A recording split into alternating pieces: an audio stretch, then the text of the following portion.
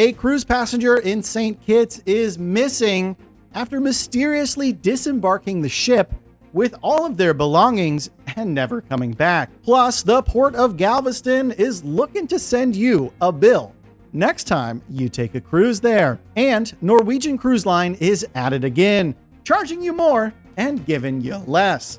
Let's roll the intro.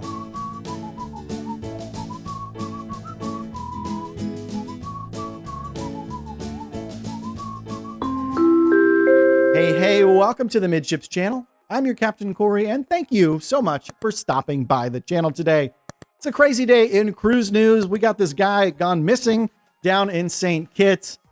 Why don't we just hop right into it with this story? Let's set the scene. It's February 24th in St. Kitts. There's 4 ships in port, 3 of which are super high-end luxury ships. We're talking about like Seabourn Ovation levels of luxury. So small ship, nice. And the 4th ship is a little bit more what we're used to, the Enchanted Princess from Princess Cruises. And according to the police reports, we're not even sure which ship this individual is reported to be missing from. We do know he is a 49-year-old U.S. resident from Nevada.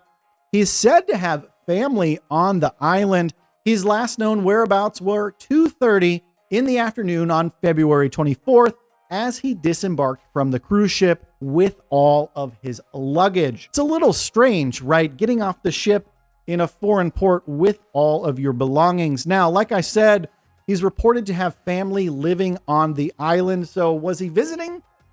Was he moving in? Like, we don't really know, but if you're going to get off of a cruise ship and not get back on it, all you got to do is go down to guest services and let them know what's up. And then we don't have stories like this to report. Now, local police are currently considering this a missing person case. It doesn't sound extremely suspicious to me at this point, but I don't watch all that true crime stuff, all the, the murder shows. That's not really what I watch. So my mind doesn't go there, but it does go to finding this individual. I'm going to keep on this story. If you want updates, make sure you get subscribed to the channel.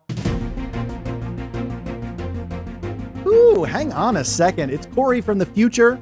I'm editing the video right now on the other side of the camera here, but there's an update to this missing person situation. The local authorities say they found him. He's alive. He's well. They got him at the airport trying to fly out of the country. Not sure if he was trying to just fly back home to Nevada or where he was going, but all's well that ends well. This missing cruise passenger from St. Kitts found alive and well. Now let's get back into the episode. It's going to be a weird transition because that Corey doesn't know this information. Well, we all know prices are still on their way up pretty much across the board. Wherever you go, somebody is calling or texting or messaging to let you know that you owe them more money than you did last time. And the same thing goes for the Port of Galveston, who are looking to charge every single cruise passenger an extra 50 cents for the privilege of cruising from the Port of Galveston. Now, right now, there's 3 cruise lines that operate from Galveston: Royal Caribbean, Carnival, and Disney Cruise Line. Of those 3, Royal Caribbean has already implemented this 50 cent per passenger surcharge, and that was part of their negotiations with the port for that beautiful brand new cruise terminal they built. So if you're cruising Royal, you're already going to see this 50 cent surcharge. However, the local government said they are coming after Carnival and Disney to put this same surcharge on all of their passengers. The local governments say that this money will directly go to keeping the port and the area around the port up. However, there's some disagreements from local officials as just to how impactful this money will be on the actual cruise port of Galveston, with one city official claiming that this money goes into a general fund instead of directly to the port. So they don't really have a way to track where these cruise surcharges are going. Now, 50 cents, you're really probably not going to recognize that or even notice it through the course of a several $1,000 cruise, but it does add up. Everywhere you go, you seem to get nickel and dimed. One place where you don't get nickel and dimed and you're guaranteed to get an amazing product, though, is in the Midships Amazon cruise store. If you didn't know, every time I cruise, I buy something on Amazon, I take it with me, I try it out. If it's good, I'll keep trying it. If it's crap, well, I'm not going to sell it to you. But the good stuff, the stuff that makes straight A's with me, it's all there in my Midships Amazon store. If you want to see it, there's about 60 or so products in there. It's the Amazon link in the description down below. Thanks for supporting the channel. Let's get back into the cruise news. And since we're talking about people nickeling and diming you and trying to take your money and give you less, it's a great segue to talk about Norwegian Cruise Line's latest way to give you less for what you paid for. In this case, Norwegian is claiming they're being more green by having you spend less time in port, so their ships have more time to get to the next port. Their ships go slower, they use less fuel, and they save a heck of a lot of money in the process of doing that too. Don't forget that. Keep that in the back of your mind. We're talking about one particular itinerary here. It's a 10-night cruise on Norwegian Sky in June of this year. Basically, what the cruise line has done is they've taken away 14 hours of time that passengers would be on land enjoying their cruise vacation time in port. And they're giving that time to the ship so it can cruise slower to the next port, using less fuel in the process. Ergo, Norwegian is being more green. Now, I think the green Norwegian's more interested in is the kind that goes in the bank, because if you didn't know, Norwegian is in massive debt.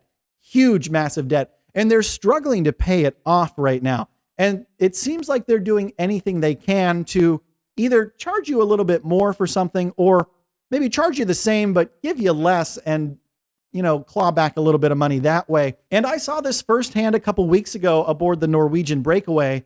When we missed a port of call, typically, if you've cruised before, the cruise line will automatically refund you to your onboard account and then to your credit card, your original method of payment, port fees and taxes for any port that you miss. Well, Norwegian does it differently. They don't actually tell you that if you want your money back for port fees and taxes, you have to go down to guest services, stand in line at the understaffed guest service desk, and ask for your money to be given back. They will then put it on your onboard account, and if you don't spend it, they're not even going to automatically give it back to you then. No, you have to go down and wait in another line to get cash back for any extra money you have on your onboard account.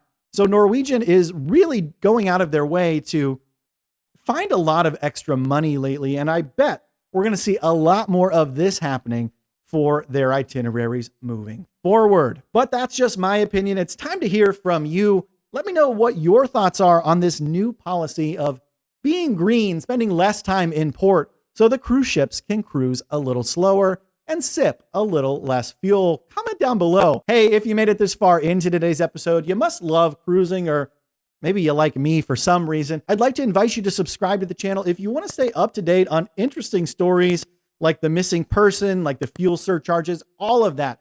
Thank you so much for stopping by the channel today. And until next time, we'll see ya on the Midships. So I need to admit to something. I am a last minute packer, and this is a newer development since I've started cruising more frequently. I used to be setting suitcases out a week in advance and slowly packing. Let me know in the comments below. Are you a last minute packer, or are you like the planner who's packing a few days, weeks, or months in advance of your cruise? I literally just went downstairs, found my suitcase from the Norwegian Breakaway, dumped those clothes in the washer. I think I heard it go off during this episode, so I got laundry to do. Anyways, like I said, if you have any comments, cruise news, or tips, well, share them down in the comment section, or you can find my email address in my YouTube homepage. We'll see you tomorrow.